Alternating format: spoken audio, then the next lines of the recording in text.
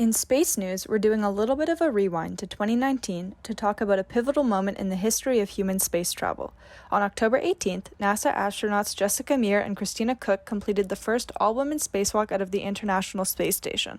Although women have been a part of 41 other spacewalks, this one was the first composed exclusively of women. The mission of the walk was to replace one of the station's battery charge/discharge units, or a BCDU for short. The BCDU is used to charge the station's batteries through solar arrays, and the mission was deemed successful after the new unit seemed to be working. The whole spacewalk lasted 7 hours and 17 minutes in total. Women were not allowed to become astronauts in America until 1978. The first woman in space, however, was Soviet astronaut Valentina Tereshkova in 1963. The first woman to complete a spacewalk was Soviet astronaut Svetlana Savitskaya in 1984.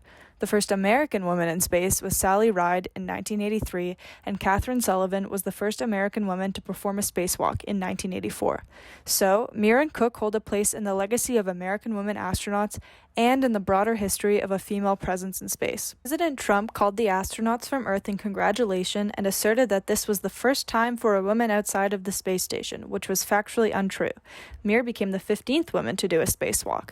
NASA also live broadcasted it to excited classrooms and enraptured women and girls across the world. Christina Koch also now holds the record for the longest time a woman has been in space. Ken Bowersox, the acting administrator for NASA's Human Exploration Division, argued that the reason this event hasn't already occurred is because, quote, there are some physical reasons that make it harder sometimes for women to do spacewalks, unquote. With every American spacewalk to include women being successful since NASA began allowing women to become astronauts in the 80s, it's clear that there are still remnants of sexist attitudes despite the continued progress of equality in spaceflight. Hopefully this is just the first of many female spacewalks to come.